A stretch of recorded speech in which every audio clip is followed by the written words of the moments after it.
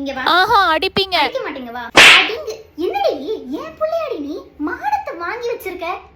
ஒரு திருட்டுத்தனமாவது தெரியாம பண்ண தெரியுதா உனக்கு? ஸ்நாக்ஸ் அடி வாங்கி தர்றதுல உனக்கு தான் அவ்வளவு வாங்கி கொட்டிருக்கேன்ல. கிளாஸ் கொண்டு போய் சாப்பிடணும் அப்படின்னா அது மறைவா சாப்பிட தெரியாது. ஏண்டி நான்லாம் ஒரு காலத்துல எப்படிலாம் சாப்பிட்டுருக்கேன் தெரியுமா? அடி பெஞ்ச் கடியில வச்சு அப்பெல்லாம் எங்களுக்கு ஓட்ட பெஞ்ச், உங்களுக்கு எவ்வளவு பாஷான பெஞ்ச் கொடுத்துருக்காங்க. அப்பவும் எப்படி மாட்டிக்கிறேன் நீ? எனக்கு புரியவே இல்ல. எந்த அறிவு கட்டவளாவது போர்ட்ல எழுதி போற நோட்ஸை போட்டோ எடுத்து மேமுக்கே அனுப்பி டவுட் கேட்பாளா?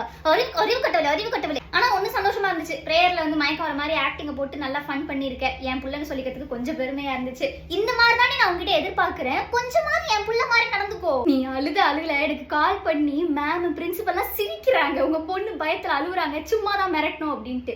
ஒரு காலத்துல என் கிளாஸ் எல்லாம் ஒரு பொண்ணு இருந்தா, மேம் அப்படி இழுத்து வெளியில விட்டா கூட அப்படி கல் மாதிரி நிப்பா, முடிஞ்சா இழுத்துக்கோங்க அப்படின்ட்டு.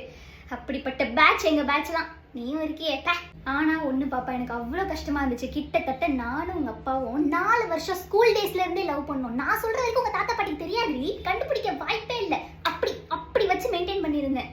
இப்படி மாட்டிருக்க? கிளாஸ் டீச்சர்ட்ட போய் அதுவும் ரெப்பு சொல்லி கொடுத்து, ஒரு கிளாஸ் லீடர்